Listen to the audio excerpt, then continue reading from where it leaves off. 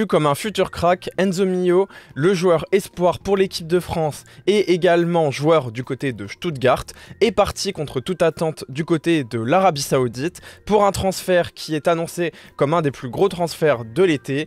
Cela en dit beaucoup plus sur l'Arabie Saoudite que sur purement Enzo Mio. La stratégie a changé, on n'est plus sur des joueurs extrêmement vieux, mais sur à la fois des opportunités autour de 28 à 30 ans et également des futurs pépites, des joueurs entre 20 et 24 ans qui certes ont prouvé mais ont eu un petit peu de mal en Europe, qui sont à la fois des coups marketing mais surtout des coups sportifs. Pourquoi un tel changement et qu'est-ce que Enzo Mio a à faire en Arabie Saoudite? Est-ce un pur gâchis pour le football et vient-il d'anéantir sa carrière? Bienvenue dans cette nouvelle vidéo. Alors déjà on va commencer par la situation personnelle d'Enzo Mio, puis on fera une généralisation à la stratégie de l'Arabie Saoudite. Enzo Mio, c'est un joueur qui est très jeune, encore que il a quand même 23 ans, alors c'est très jeune, mais quand on voit aujourd'hui des pépites de 17, 18, 19 ans, c'est un joueur qui, disons, a un tout petit peu du mal à obtenir un top club rapidement. À 23 ans, il est à Stuttgart. C'est un très bon club, dans le sens où c'est un club quand même de Bundesliga qui a joué la Ligue des Champions cette année. C'est pas des peintres, et lui a un grand talent. Il était ciblé par des grands clubs européens. Pourtant, il refuse de partir là-bas. En termes de statistiques et de profil,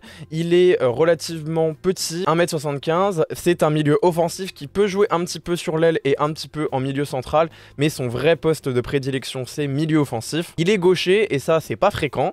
Donc franchement, il a quand même un beau profil. Il est valorisé sur Transfermarkt à autour de 40 millions. Alors ça s'explique à la fois par des bonnes statistiques en Bundesliga, mais aussi un contrat qui se termine très tard. Il se termine en 2028. Et c'est aussi une des raisons pour lesquelles il n'y a pas eu des milliards de top clubs qui pouvaient l'attirer. C'est qu'il savait très bien que pour l'attirer, il fallait racheter des années de contrat et ça allait coûter très cher. Alors en termes de statistiques, il est plutôt prolifique. C'est pas le plus prolifique qui existe. Et en Bundesliga, quand t'as pas des immenses stats offensifs, ça dit quand même des choses.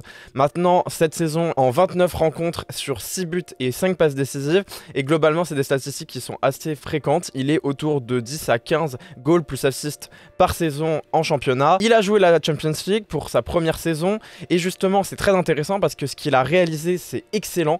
Il a fait 8 matchs, il a marqué 3 passes décisives et 2 buts. C'est énorme, il marquait presque ou alors une passe D tous les matchs, et en plus Stuttgart c'était pas le meilleur club, donc globalement on est sur un joueur qui a été très performant.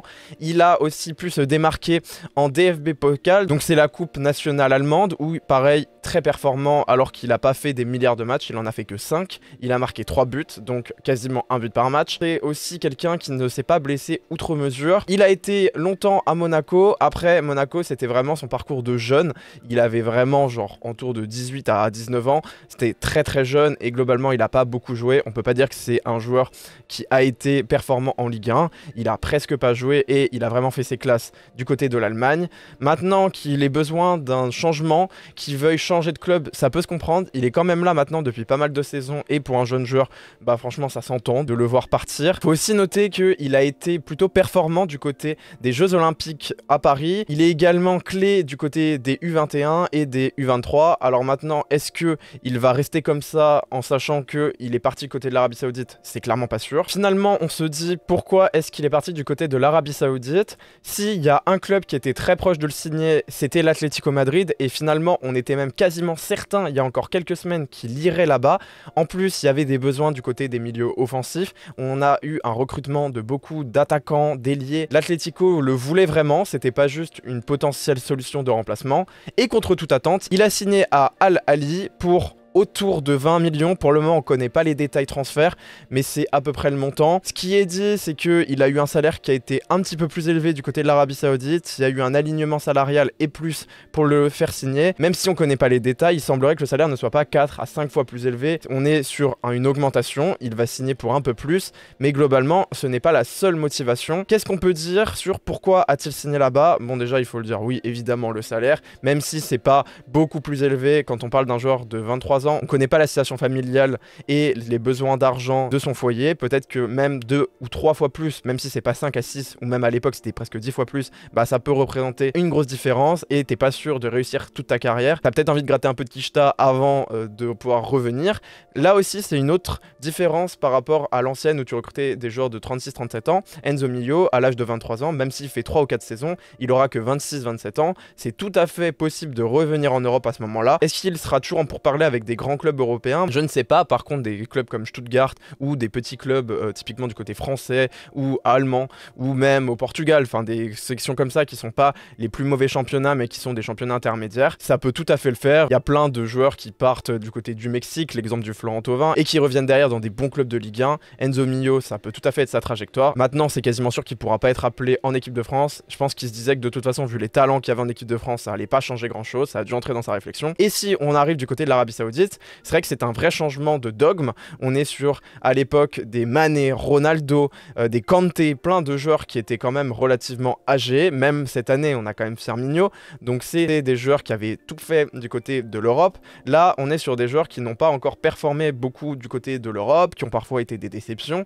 Et l'idée, c'est de les développer en Arabie Saoudite, de servir aussi d'exemple pour des nationaux. On est aussi dans une logique de ne plus dépenser des centaines de millions, mais peut-être recruter plus de joueurs pour densifier les clubs, avoir un championnat plus compétitif. La réalité, c'est que ça a complètement floppé. La stratégie marketing a fait certes se connaître l'Arabie Saoudite, mais maintenant personne la regarde parce qu'elle n'est pas performante. On n'est même pas sur de la Ligue 2, on est sur du national et franchement pas loin de National 2. Aujourd'hui, il y a des écarts qui sont trop importants et des Enzo Mio vont dans ce sens. D'ailleurs, si on regarde le mercato du côté de l'Arabie Saoudite, les plus gros transferts sur cette saison, le plus gros c'est Retegui pour 70 millions, un jeune joueur et qui part du côté d'un club, c'est Al Qataria, et au final on se rend compte que c'est pas un grand club et que c'est le genre de club justement où tu as envie de renforcer globalement la structure de l'Arabie Saoudite pour faire des top clubs et pas en avoir juste un ou deux. Théo Hernandez évidemment qui part pour Al Hilal, et justement Al Hilal c'est un peu l'image de ce nouveau format où on a des clubs qui sont denses à la fois offensivement mais défensivement. Il y a du Joao Cancelo, il y a du Théo Hernandez, on a des joueurs de folie, hein. Franchement c'est vraiment impressionnant et ça fait même assez plaisir à voir. On a des joueurs comme Joao Félix qui sont pas des joueurs hyper confirmés dans le sens où évidemment qu'il a fait tous les top clubs européens mais il a toujours déçu et il est encore jeune, même Marcin Bulka. Globalement d'ailleurs on voit que la stratégie du côté du club de Neom c'est de recruter quasiment qu'en France, ils ont quasiment tout fait en Ligue 1, il y a eu du Benrahma qui a moins de 30 ans, on a même depuis peu Lacazette, alors lui par contre c'est l'exemple justement du vieux un petit peu à l'ancienne mais il ne coûte rien et c'est un coup marketing. On a des Bonsuba, on a aussi du Demiran Gray qui a été un très bon joueur du côté de Leicester, Nathan Zeze, toujours du côté de Neom, et puis bah il y en a plein d'autres, Gabriel Carvalho et encore à Al Qataria, et je suis désolé si je le dis mal, mais du coup c'est le même club que Matteo Retegui, pour avoir justement plus de densification en termes de clubs, créer 4-5 clubs hyper performants avec de la jeunesse, des joueurs nationaux. Il y a aussi de grosses réflexions ces derniers temps sur le changement d'infrastructure, et l'idée de l'Arabie Saoudite c'est de devenir compétitif, de devenir le grand championnat du côté du Moyen-Orient, potentiellement même en Afrique et aussi avec l'Asie, parce qu'on sait d'ailleurs qu'il y a souvent des matchs qui se font entre les championnats d'Asie et les championnats du côté du Moyen-Orient. L'idée c'est de devenir le grand championnat d'alternative à l'Europe. Il y a la MLS qui joue ça, mais la MLS c'est vraiment les starlets et on a bien vu là avec la Coupe du Monde des clubs que c'est des clubs qui sont complètement claqués. Il y a beaucoup plus de potentiel du côté de l'Arabie Saoudite et s'ils entrent dans cette stratégie de recrutement, quelque chose me dit qu'à terme ils vont devenir dangereux pour l'Europe. Merci, j'espère que vous avez apprécié cette vidéo, n'hésitez pas à la partager, à liker et à vous abonner. Salut!